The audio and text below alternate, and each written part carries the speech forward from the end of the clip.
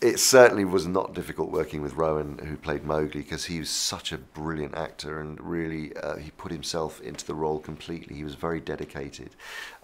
So I mean, really, my job was just to make the journey feel logical, you know, and for creating an atmosphere where he could really feel that he could play the emotions of the character. But he was amazing. No, the challenge was designing the animals, actually, and making sure that they felt as engaging and emotional as Mowgli, than real.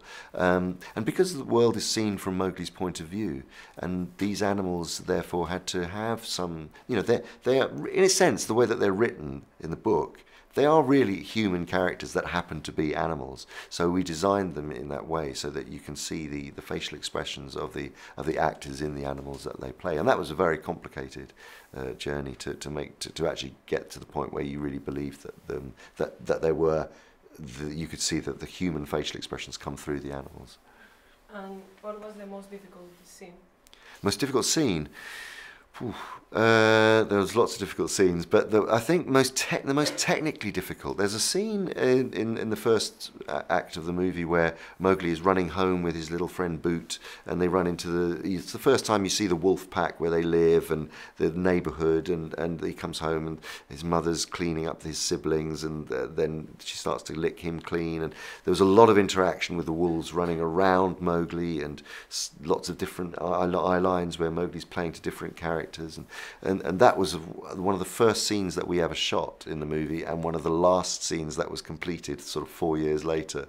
I mean, it was a very, very complex scene where there were lots of interaction. Yeah, it was really tricky. And how did you end up playing Baloo?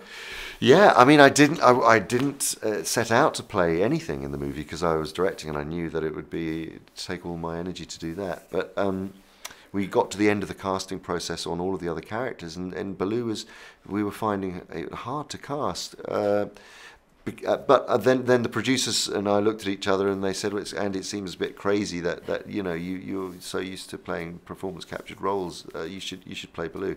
So I thought, well, I'd sort of worked out who the character was and what he represented from the book, and I wanted to play him in a particular way, which was, you know, much tougher. As he was more like a drill sergeant than a you know, happy honey eating sort of a buffoon of a bear, you know. So that was again, going back to the book, that was the angle I wanted to take with him. Yeah, I wanted to ask you about that because this is a darker version of the Jungle Book. But what do you think that the audience expects? The audience will probably expect, I mean, it's a difficult one because the audience probably expect the 1967 animation or the more recent Favreau version, which is you know, singing and music, and you know, a lot of people don't even realise that there was a book called The Jungle Book, and it was written by Rudyard Kipling in the 1890s, and that it was a public domain, amazing success of a book.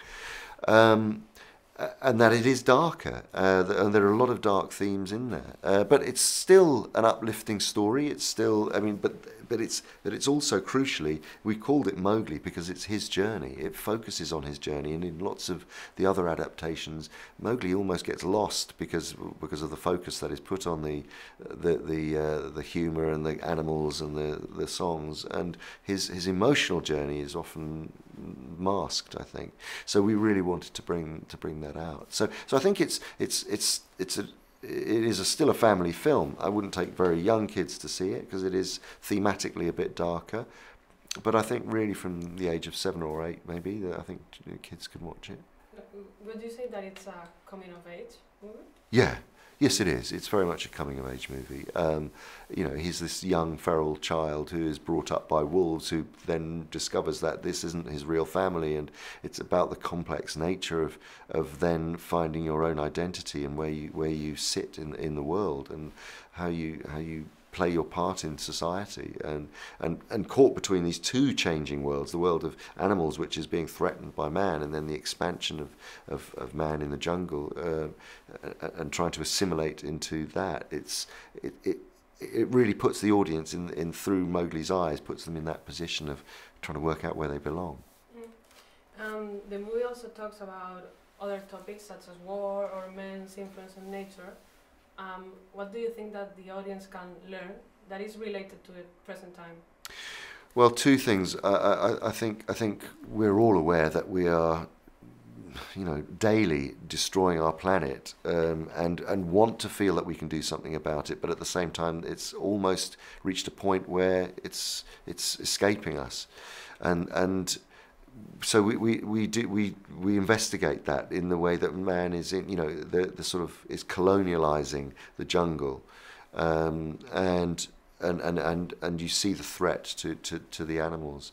The other thing is that there is a sense of, again, in Mowgli's journey, the sense of being displaced, and our planet is full of displaced human beings who are yearning for a sense of home. Where is their real home? There are millions of refugees now in the world. There are, people who feel who are born in one country and actually are from another, who are immigrants.